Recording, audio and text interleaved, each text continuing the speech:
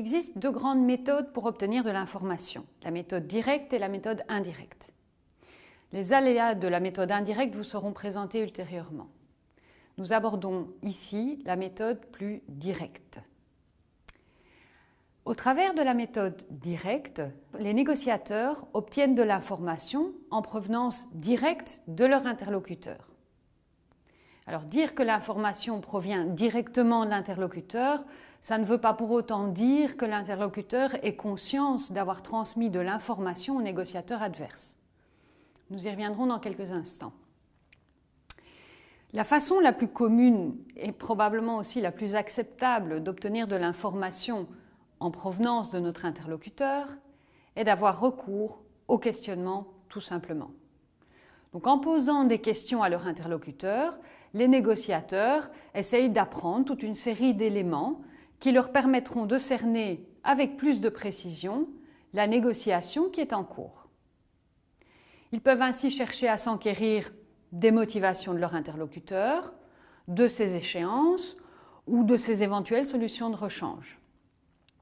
Dans le cas d'une transaction concernant la vente d'un objet, ils peuvent également obtenir de l'information sur l'objet qui est mis en vente. Quelles sont ses caractéristiques techniques?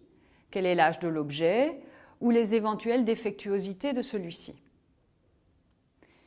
Poser un maximum de questions à notre interlocuteur est sans nul doute une bonne façon d'obtenir de l'information.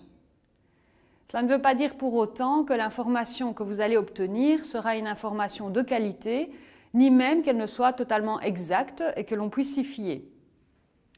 Tout va dépendre en fait de l'honnêteté de la personne qui nous fait face. En négociation, comme dans toute autre situation de la vie, nous ne sommes évidemment pas à l'abri d'une éventuelle tromperie.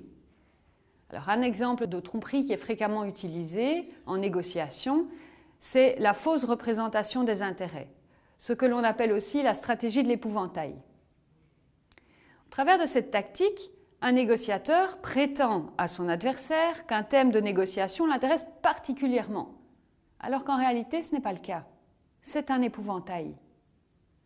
Plus tard, lorsque les intérêts réels du négociateur viennent à être discutés, le négociateur fait miroiter des concessions substantielles sur l'épouvantail, ce qui lui permet en retour d'obtenir de son interlocuteur des concessions également substantielles sur la thématique qui l'intéresse réellement.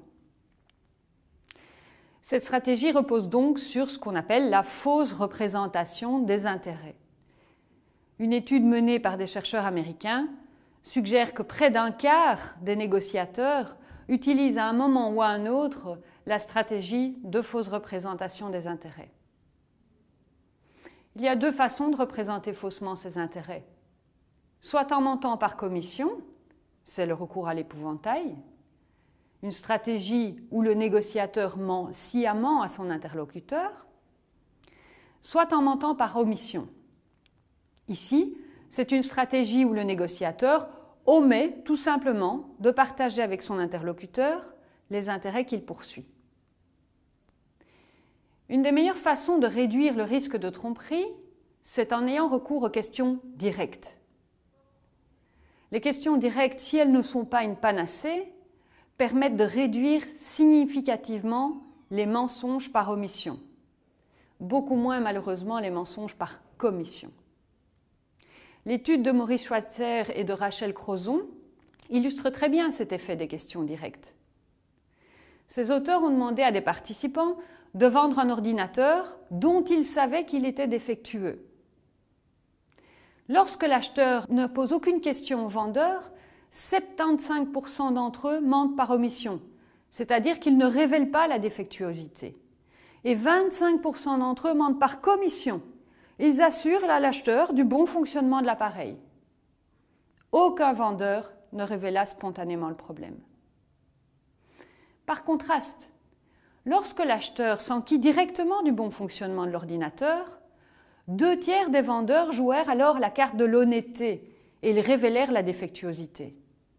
Malheureusement, cette augmentation du comportement honnête chez une majorité de participants est également accompagnée d'une augmentation importante des mensonges par commission. Cette fois-ci, 39% des vendeurs prétendirent en effet que l'ordinateur fonctionnait parfaitement. En somme, poser des questions à son interlocuteur en négociation est essentiel.